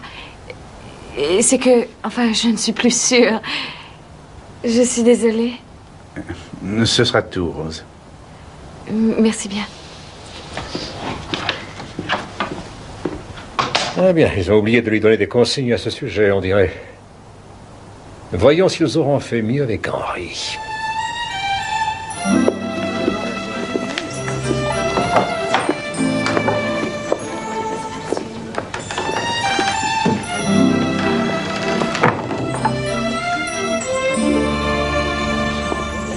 Ainsi, c'est vous qui serviez ce matin-là le chanoine Pennyfather, c'est bien cela? Je supervisais le service. Je veille toujours au confort de mes vieux clients. Et bien entendu, vous échangez quelques propos avec eux. Je considère cela comme une partie de mon travail. Alors, vous avez dû converser avec le chanoine Pennyfather? Oui, monsieur. Nous avons eu une petite discussion à propos de son haddock qui nous a conduit à la parabole de la multiplication des pains. Mais il n'a rien dit qui aurait pu indiquer qu'il avait changé ses plans. Non, monsieur. Je dois voir un ancien missionnaire que j'ai rencontré en Arizona, quelque chose comme ça. Non, rien de semblable, monsieur, je vous assure. Il m'a simplement dit qu'il ne serait pas là le lendemain matin puisqu'il serait à Lucerne. Il avait d'ailleurs une sainte horreur des petits déjeuners continentaux, il me l'a dit lui-même. Les Pendlebury avaient parfaitement raison au sujet de cet hôtel. Elmer, c'est tout à fait la vieille Angleterre. J'ai l'impression à chaque instant que le bon roi Édouard VII pourrait y entrer, y prendre son thé. C'était formidable. Elmer, faites donc attention à ses valises, mon ami. Un taxi, monsieur? Non, merci. Police. Je crois savoir que vous avez mis le chanoine Pennyfather dans un taxi mercredi dernier après-midi. C'est exact. Il allait à son club. Non, excusez-moi, monsieur, puis-je vous parler un instant? Nous avons reçu un appel de Scotland Yard. Ah.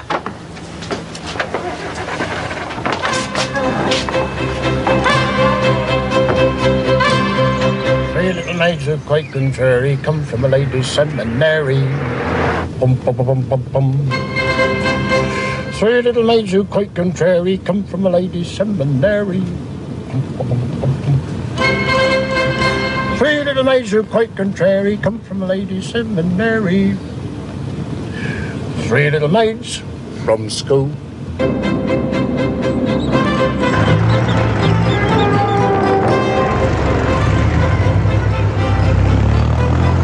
C'est inutile, inspecteur, je ne me souviens de rien, hélas. Vous ne vous rappelez pas avoir été heurté par une voiture? Oh, j'en ai peur, non. Alors comment savez-vous qu'une voiture vous a renversé? C'est le couple qui m'a trouvé qui me l'a appris. Enfin, c'est ce qu'ils ont supposé. Et sinon, comment aurais-je pu me trouver allongé sur la route? Avec votre petit sac BOAC.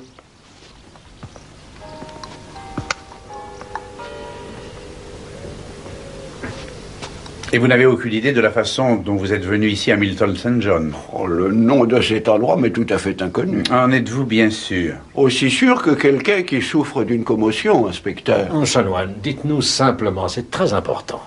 Quelle est la dernière chose que vous vous rappelez?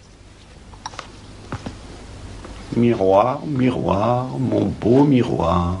Qu'est-ce que c'est que ça? Quoi? Vous avez dit quelque chose à propos d'un miroir. Ah oui? Eh ben, je ne sais pas pourquoi. Oh. Je suis désolé, que me demandez-vous? La dernière chose dont vous vous rappelez, c'est de vous être réveillé dans un lit à Milton St. John. Je me rappelle avoir pris un taxi pour aller à l'aéroport. Et après ça? Après ça, c'est le trou noir. Par exemple, avoir voyagé en train? Pourquoi aurais-je pris un train? J'étais censé voyager en avion.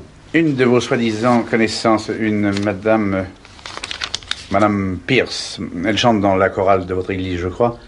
Oh, je me souviens d'elle. Oui, eh bien, elle dit vous avoir vu dans un train, aux premières heures de jeudi matin. Dans un train? Mais quel train?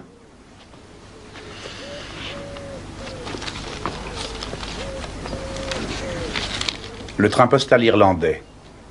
Vous dites qu'elle l'a vu dans le train postal irlandais, cette Madame Pierce. Oui, il semblerait qu'elle se soit réveillée à l'arrêt du train, alors elle a regardé dans le couloir, un peu comme vous à l'hôtel, et elle a vu le chanoine Pennyfather en train de monter dans un compartiment. Elle l'aurait vu en train de monter dans le train. Eh bien, elle a cru qu'il était descendu sur la voie pour regarder ce qui se passait. Et elle est certaine que c'était le chanoine Pennyfather? Oh, absolument sûr. Vous savez, il a une silhouette très particulière. Oui, oui. Oui, Justice le Grave.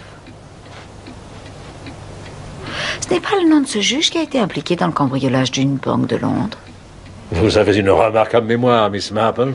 Oh, c'est très gentil à vous de dire ça. Et le chanoine Pennyfather ne se rappelle même pas avoir voyagé dans ce train? Non, rien de rien. Il y a juste une petite chose. Il a murmuré une phrase à propos d'un miroir. Sans savoir pourquoi, d'ailleurs. Ça ressemblait à une de ces phrases qu'on trouve dans les contes de fées. Vous savez, miroir, miroir, mon beau miroir. Dis-moi qui est la plus belle de toutes. Voilà. Oui, c'est dans Blanche-Neige, c'est la belle-mère qui dit ça. Tiens, mère et fille, c'est drôle. On dirait qu'on en revient toujours à mère et fille, n'est-ce pas?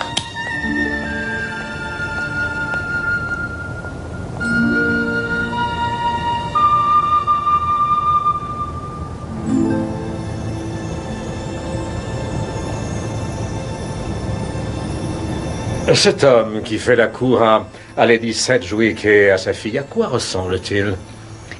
Oh, il peut avoir la trentaine. Assez bel homme. Mais son visage est mauvais. On dirait un oiseau de proie. Et si Basil Twix avait encore des listes, j'aimerais bien. Basil Twix? Oui, oui, il vendait des contrats d'assurance à Munchbenham.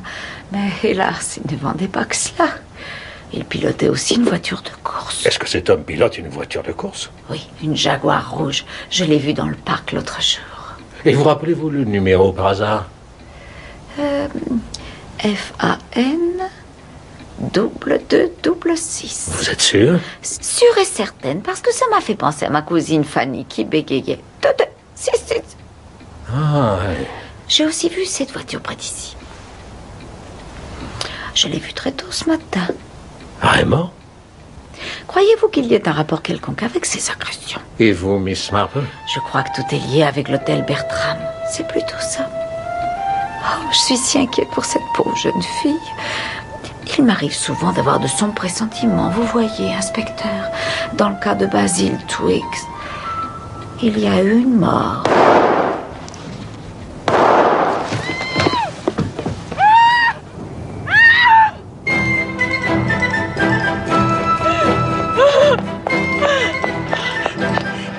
Quelqu'un a essayé de me tuer. Quelqu'un.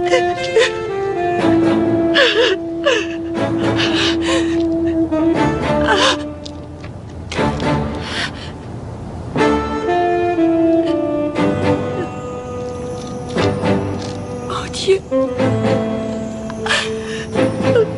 Ils ont tiré sur moi. Il a reçu les balles à ma place.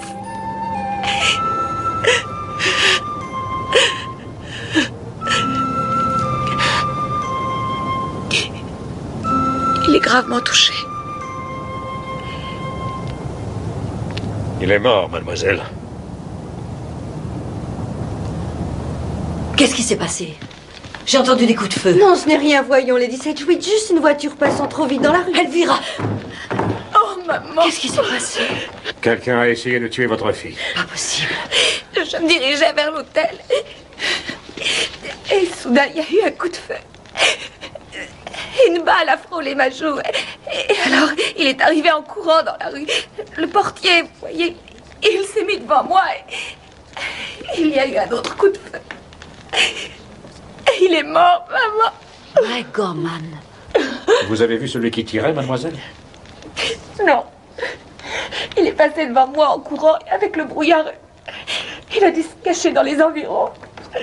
Connaissez-vous quelqu'un qui voudrait vous tuer, Miss Blake? Non. Mais ce n'est pas la première fois qu'on essaie.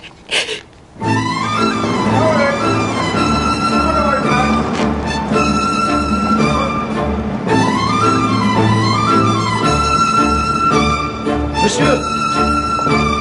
Inspecteur Campbell! Inspecteur Campbell!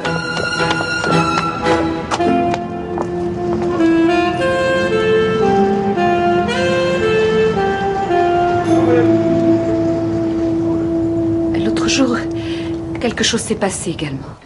J'étais dans le métro et il y avait beaucoup de monde sur le quai. Quelqu'un a essayé de me pousser sur la voie. Oh non. Tu t'es imaginé tout ça, oui. Ouais, c'est ce que je me suis dit au début, mais après l'accident de ce soir... Calme-toi. Je crois savoir que vous habitez dans le Kent. Alors que faisiez-vous à Londres? Je suis venue ici pour déjeuner avec mon amie Bridget. Ensuite, nous sommes allés assister à un concert de musique classique. Et il y avait du brouillard quand nous sommes rentrés, mais pas trop épais. Alors j'ai décidé de prendre la route. Le brouillard s'est épaissi. J'ai pensé qu'il valait mieux ne pas prendre de risques avec la voiture de Mildred. Alors, comme je n'étais pas très loin d'ici, je me suis garée et j'ai pensé que je pourrais trouver une chambre au Bertram. J'espérais voir ma mère par la même occasion. Avez-vous vu ou entendu quelqu'un marcher derrière vous? J'ai entendu des pas derrière moi, mais il y a beaucoup de gens qui marchent dans les rues de Londres. Oui? Excusez-moi, monsieur, voici quelque chose d'intéressant. Oh, merci. Un revolver enregistré sous le nom de Ladislas Malinowski. Excusez-moi, mais... Miss Blake, connaissez-vous quelqu'un qui s'appellerait Ladislas Malinowski? C'est un pilote de course, je crois. Non, je ne le connais pas. Vous le connaissez, bien sûr, Lady Sedgwick. Oh mon Dieu, oui.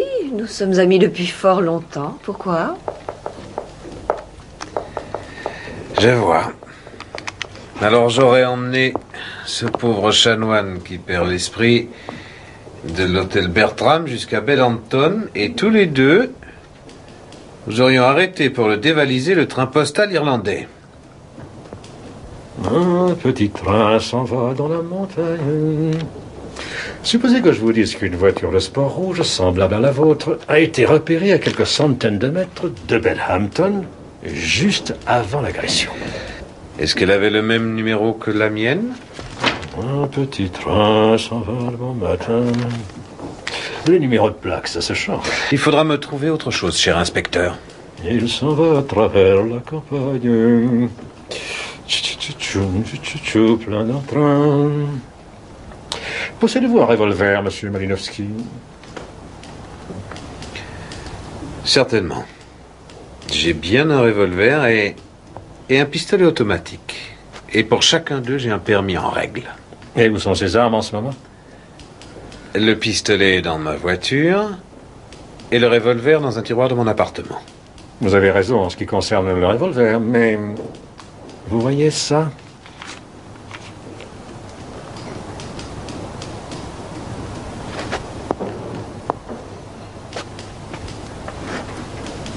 Et où l'avez-vous trouvé? Eh bien, pas très loin de l'hôtel Bertram.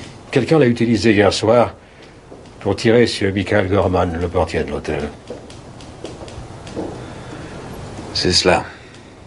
Ainsi, je suis coupable de meurtre en plus de l'agression. Tout ceci est ridicule. Pourquoi irais-je tuer un homme qui ne m'a rien fait? Ce n'était pas lui qui était visé. C'était une jeune fille, semble-t-il. Quelqu'un que vous connaissez bien. Elvira Blake. Mais pourquoi irais-je tuer la jeune fille que je dois épouser? Je trouve cette histoire complètement grotesque, inspecteur. Enfin, réfléchissez. Si vous aviez déjà épousé cette jeune fille, vous seriez alors son héritier. C'est pas mal, inspecteur, mais vous faites fausse route. Hier soir, je jouais au poker avec des amis. Vous avez d'autres suspects? Sa mère, peut-être. Bess, tu es sa propre fille? Elle est sa plus proche parente. Elle touche assez de dollars de son mari américain. Non, assez de dollars. Ce n'est pas forcément une grosse fortune. Elle avait peut-être un autre motif. À supposer que sa fille était sur le point d'épouser l'homme dont elle est amoureuse. Alors là, j'aurais tout entendu. D'accord, c'est vrai. Bess et moi avons été amants. Ça n'a jamais été sérieux. De votre part, Mais de la sienne.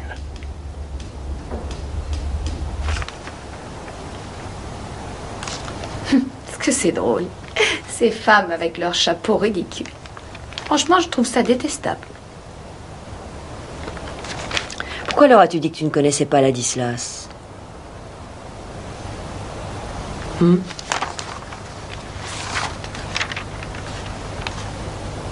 Tu n'as pas besoin de me mentir. Il n'est pas bon pour toi, il veut t'utiliser, c'est tout. Vous dites ça parce que vous êtes jalouse. Je suis au courant de vos relations intimes. Ça ne veut rien dire. Au contraire, cela veut tout dire. Pourquoi?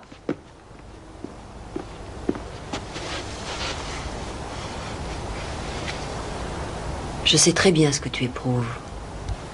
Quand j'avais ton âge, moi aussi, je suis tombée amoureuse d'un homme. Mais comment pouvez-vous comparer ce que vous avez éprouvé pour cet Irlandais avec ce que je ressens pour Ladislas?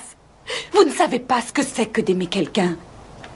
Je l'aime d'amour, moi.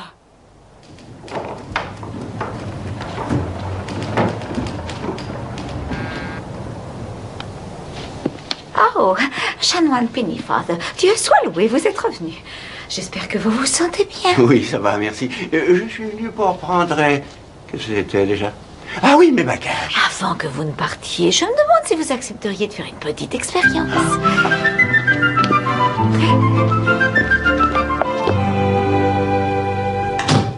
1, 2, 3, 4, 5, 6, 7, 8.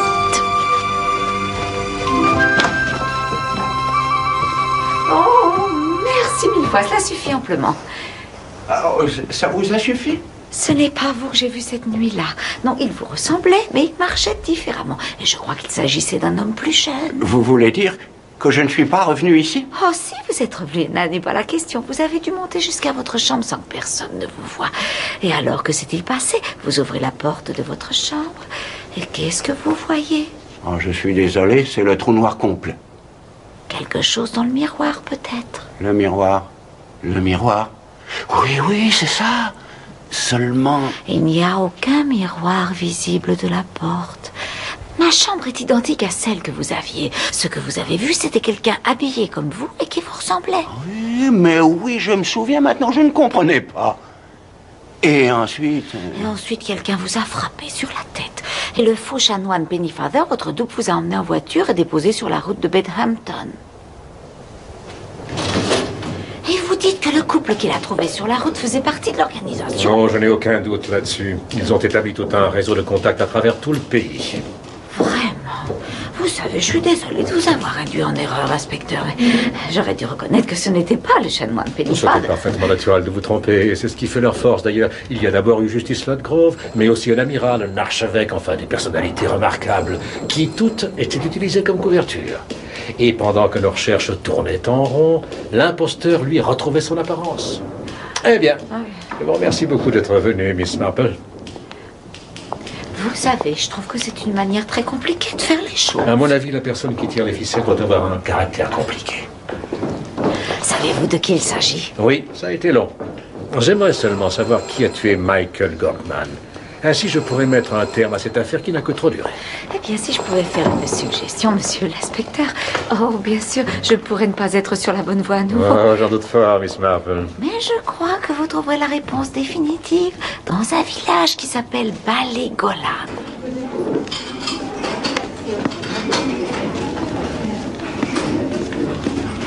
Bonjour, madame. Votre table est prête. Oh, merci.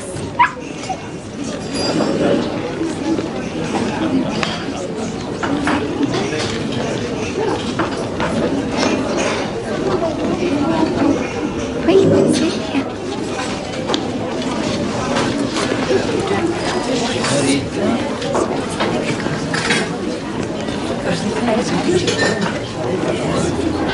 Bon, allons directement au Bertram. Voulez-vous vous occuper de cela tout seul, monsieur? Ou désirez-vous ma présence? Non, je préfère que vous alliez superviser tout ce qui reste encore à faire. Vous êtes sûr de n'avoir besoin de personne? De personne. J'ai Miss Marple. Entrez, asseyez-vous. Asseyons-nous là, voulez-vous?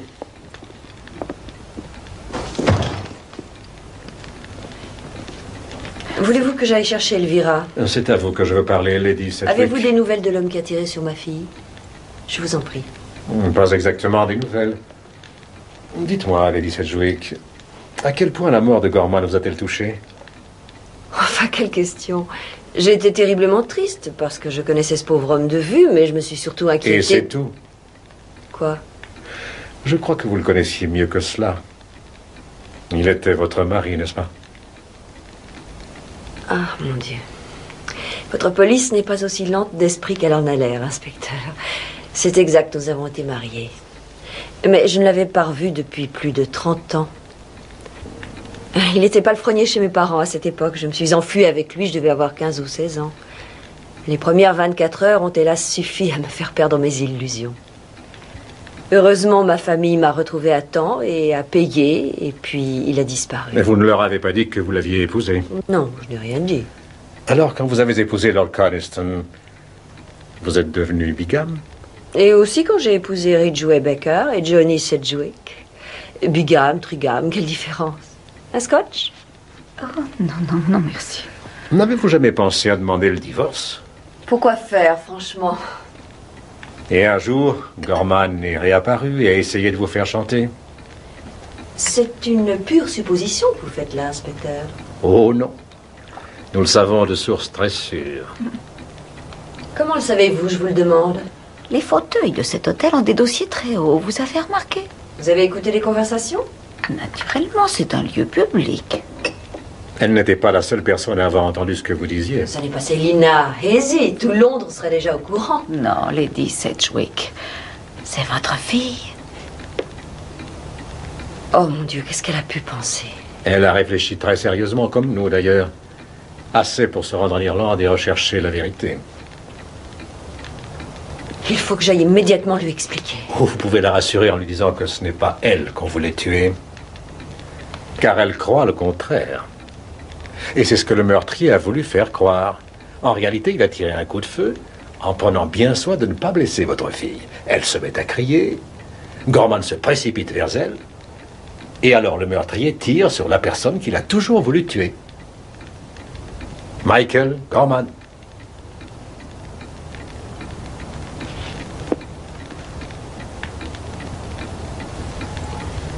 Je suis contente de vous entendre dire « il », inspecteur.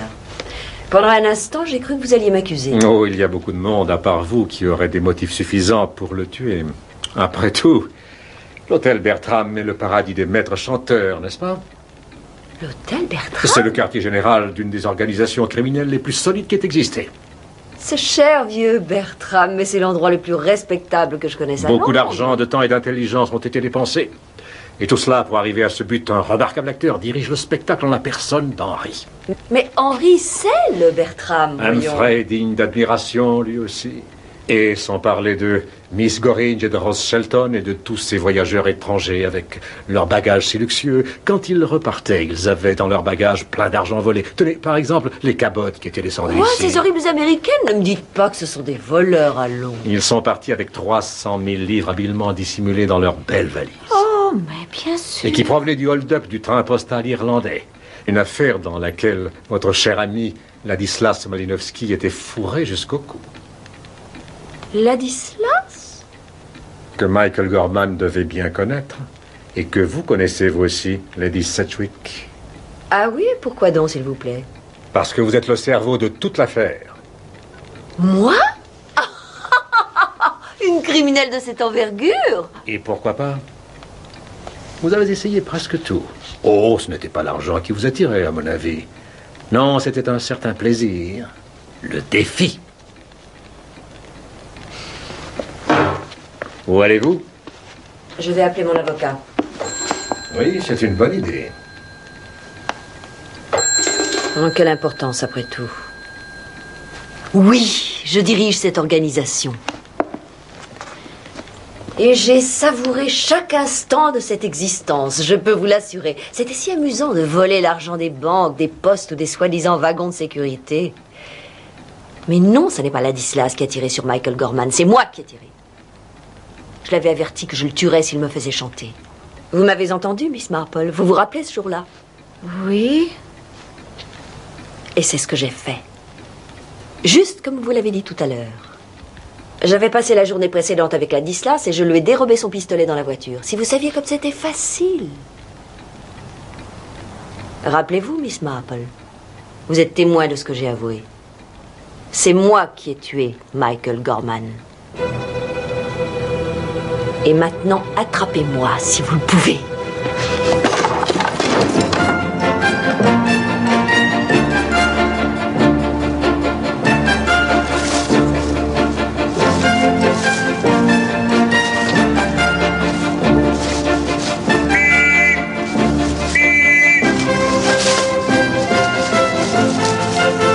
Elle ne s'en sortira pas, il y a des hommes partout. On n'en suis pas si sûr. Où est sa voiture? Là, par derrière. Bon, allons-y.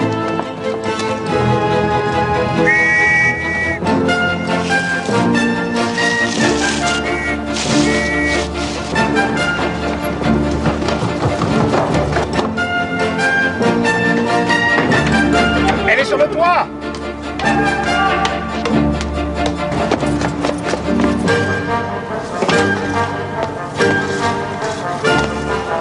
Hey, mais qu'est-ce que vous faites?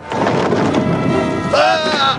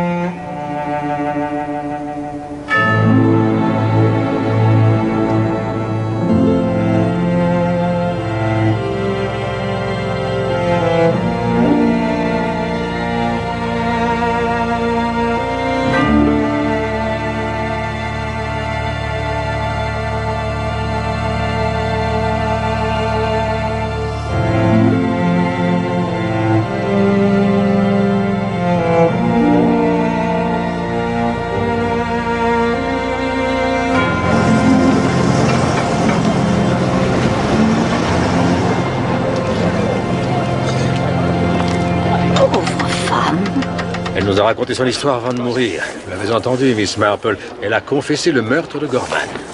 Oui, j'ai entendu. Bon, eh bien, ferions mieux d'aller parler à la jeune fille. Ah oui. Ouais.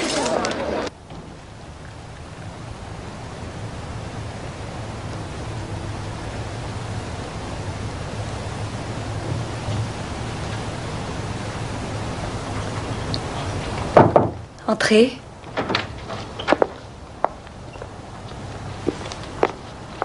Je suis vraiment désolé. Ne me demandez pas comment je me sens. Je ne sens plus rien du tout. Je crois savoir que Miss Marple vous a dit que votre mère avait confessé le meurtre de Michael Gorman. Oui. Maintenant que vous avez eu le temps de réfléchir, Elvira, y a-t-il quelque chose que vous vouliez nous dire? Non. Non, rien du tout. En êtes-vous sûr? Tout à fait sûr.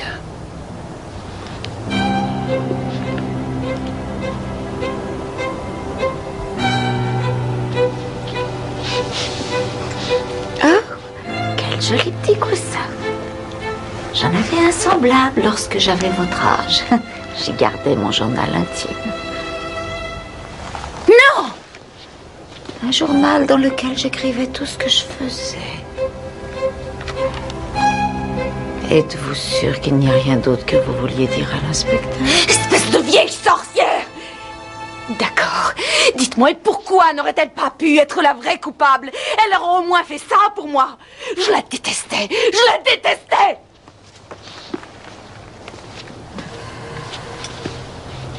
Non.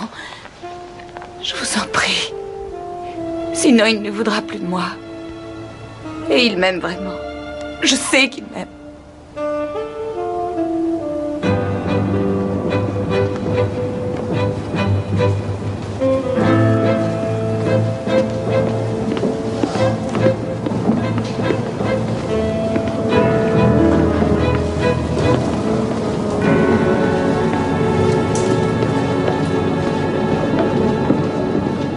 Vraiment étonnant. Êtes-vous une sorcière, Miss Marple? Oh, non. Et quand l'avez-vous soupçonné? Lorsque je les ai vus tous les deux, ils étaient si passionnés. C'était pour l'argent, je suppose. Elle craignait que Ladislas ne l'épouse pas sans l'argent. C'est vraiment extraordinaire. Il ressemblait tout à fait à Basil Twiggs. Vous l'avez déjà dit. Quand elle a découvert que sa mère avait épousé Gorman, elle s'est rendue compte que le mariage avec son père était du coup illégal. Elle a cru qu'elle n'hériterait pas. Pas d'argent, pas d'amoureux. Et je suppose que sa mère avait deviné. Elle a confessé le meurtre afin que sa fille puisse être libre. Une femme vraiment remarquable.